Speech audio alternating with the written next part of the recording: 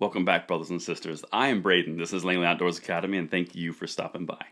All right, guys, this is the first show that we're putting out there as a beta test for the 8 p.m. slot, which we announced a couple days ago. Via a user submission, we're going to call this show Bullet Points. Now, what Bullet Points is going to do is, like I said, it's going to fill the 8 p.m. slot, and then the political content, the political analysis that we always do at 9 p.m. is going to continue, but this is an additional show, so you get two different sides of the gun world, but we really start to get to apply a voice to the editorials, the attacks, and the smears against the Second Amendment, because right now, I don't feel like there's a voice. Well, on this channel, there's going to be. We're always on the cutting edge of the Second Amendment, and this is something that allows us to get a little more personality, a little more interpersonal perspective to what they're doing so we can counter these arguments when the time comes. But with that, let's take a trip out of Los Angeles together, and we are going to dive into an LA Times editorial that is titled, "Good for Mexico for Suing U.S. Gun Manufacturers." Now, we covered that article on the 9 p.m. slot a couple weeks ago. But what we're going to do today is I'm going to put three things on the screen for you. We're going to do a condescension level, an arrogance level, and a knowledge level. We're going to adjust those throughout the show, but let's dive in and see what they're talking about in this editorial. I'm excited. All right. The unlawful traffic across the southern U.S. border is not one way. A fact driven home by the federal lawsuit filed this month by the Mexican government against a host of U.S. gun manufacturers and distributors. It's a somewhat brazen and welcome move. Oh, so now you're hoping that Mexico can do these things for you because you're not doing it legislatively because it's a guaranteed right here in the United States. So you're trying to subvert the lawmaking process to do it through a litigious nature from a federal government. Oh, that's a cute way to do this. And now you're welcoming it. I wonder what they would do if they started going after, I don't know, different types of perceived rights that the left champions that aren't actually rights at all. I digress, but let's go. Let's keep going. Let's see what happens. I'm getting excited. The U.S. is an indirect armament supplier for deadly drug wars in Mexico and the gangsters of El Salvador, Guatemala, and Honduras. The American appetite for illicit narcotics draws drugs northward, and the iron river of weapons flows south. Mexico and Central American society is torn apart by terror and murder. Desperate refugees of gang violence come north. Traffic both ways is heavy, so it is the death toll. Well, wait a minute. Time out. I thought the traffic wasn't heavy. I thought this was just a seasonal adjustment, and it was low. I didn't realize that there was heavy traffic up and down. That's weird. So that would almost insinuate that's a porous border that's going both ways. Awkward. Do you see, these arguments that the left puts forward always falls apart because they can't satisfy all the arguments at the same time. If they go after guns over here because of a porous border, well, now they got to talk about the drug cartels, and then they got to talk about drug usage. If they talk about drug usage, then they have to go back to the human trafficking thing. All of these things, they don't mesh well, which is why when you get talking points from the left, they focus on one of them, and they interject all these different pieces in that argument, but then it's a separate argument for a different policy. And that's the important piece. We have to tie these arguments together because that's how they're going to fall. I'm just telling you, that's how we're going to beat them. But let's keep going. About that porous, non-porous border, it's a problem, not a problem. Situational. Predictably, the small arms industry responded to the suit with shock, derision, and denial. Gun advocates insisted that the Mexican gangster used guns made in China or India, not here. And besides, they argue, a lawsuit is a waste of time and money and is doomed to failure. From their reaction, you'd think Mexico had demanded something truly crazy like, say, a border wall. And we're going to add one to condescension. So now we're at a level 2 condescension for this article. I personally don't like this person very much, just the way they read. I'm just saying. Condescension and arrogance is not a good way to get your point across. Just pro tip. But now let's talk about the Mexican gangsters. So it's okay if you use guns from China or India. That's perfectly fine. But if they come from the United States through a somewhat porous border, only porous when I want it to be and not when I want it to be, which we don't need to walk because that's crazy. It's okay, China and India, because after all, those are gangsters and drug lords and narcotic kingpins.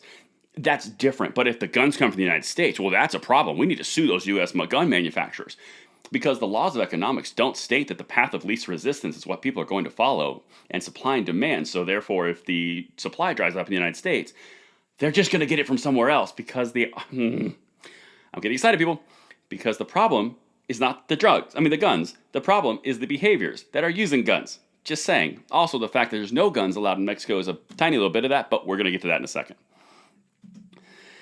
The sales are rarely direct because gun ownership in Mexico, although not uncommon, is sharply restricted.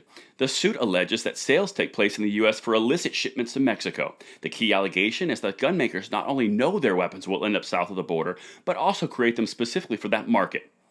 Really? So gun manufacturers are sitting there going, you know what? There is an emerging market in the drug trade. Let's go ahead and send out some pamphlets into the, El Salvador, Mexico, Guatemala area, and really hit our highlight and our key point, our sales on those Smith & Wesson Saints.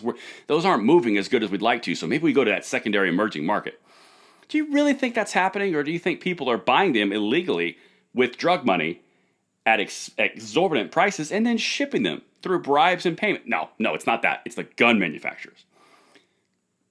Oh, let's keep on.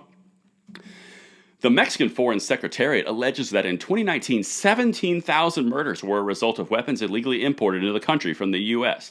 Interesting. So those 17,000 murders who came from where? Drugs? And the drug kingpins and the cartels?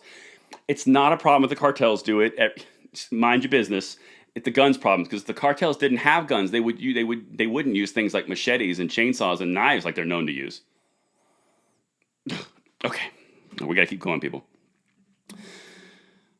Congress has failed to take action to stem the flow of deaths southward from the U.S. It hasn't imposed background checks, blocked straw buyers from purchasing guns for traffickers, or cracked down on the makers of untraceable gun assembly kits from which buyers can assemble ghost guns. Okay, let's break this one down, because that is chock full of nuts.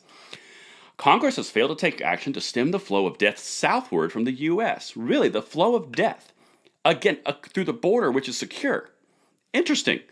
So let's just go ahead and chalk this up to the fact that they can't say that the border is secure. And a border wall is crazy, but it is porous. So you don't need a border wall because there's no issues. But going back and forth, and a barrier that's completely transitory and just okay.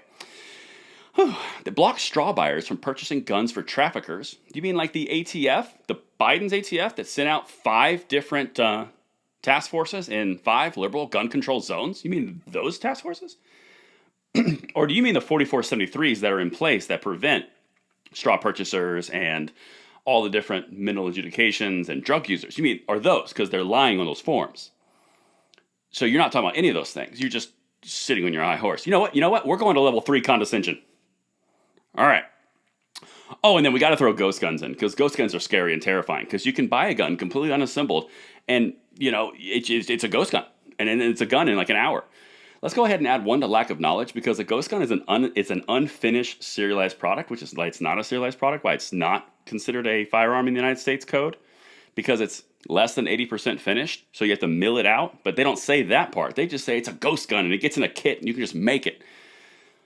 So far, we're at a level 3 condescension, 1 for arrogance, and 2 for lack of knowledge. But let's keep going. You never know what we're going to uncover, people.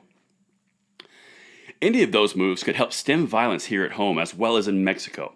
For example, a ghost gun was reportedly used to seriously wound 2 Los Angeles County sheriff deputies in an attack last year. Without legislation from Congress, lawsuits may be the only way to go. It's almost like that's the plan. So when New York and California all okay the idea that you can sue a gun manufacturer for the guns that were used in crimes, not by the manufacturer but by individuals, that's perfectly fine. And now it's okay, so you can get gun control just by killing the company rather than through legislation. And it's almost like it's an orchestrated plan, because it is. That's why this article is praising the Mexican government for doing this.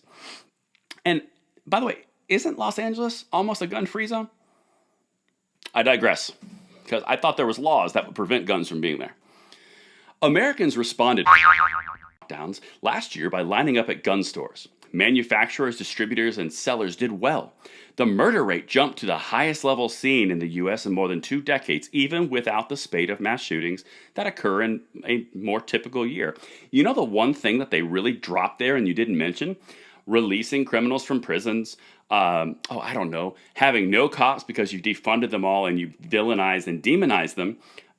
Maybe those 2 things had something to do with it. And also, all the guns and the murders are happening within gangs and criminal activity, which doesn't really coincide with background checks. And also, just so we're around the topic, 40 million guns were purchased last year. That's interesting. And about a quarter of those were from first-time gun buyers, all of which who went through background checks, all of which who are legal American gun owners, because the Second Amendment allows them to do that right. That must burn you guys up, because it's not showing what you're trying to present here. And you didn't mention a thing about defunding the police or lack of prosecution of people who were caught. Cigarette manufacturers and merchants knew what they were doing when they sold their highly addictive and cancer-causing products in the US and around the world. Really? So you're likening an addictive chemical from a company that doctors stood behind and said smoking was perfectly fine for your health for 30 years, and it was marketed as such. You're comparing that to secondhand dealers who are selling things and then it's being used by criminals. It's kind of a thin argument because one's addictive and also cigarettes aren't a right. The Second Amendment is a right. Just saying. Just saying. And here's where it all wraps up.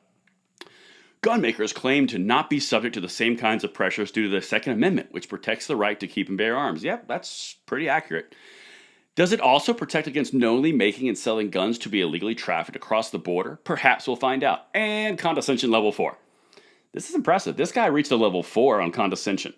And that's the reason that we're hitting on this article. They're praising the fact that Mexico is doing the dirty work for them by suing gun manufacturers in U.S. court. This is nothing more than a roundabout way to get past legislation because the population of the United States is not working with them as they desire.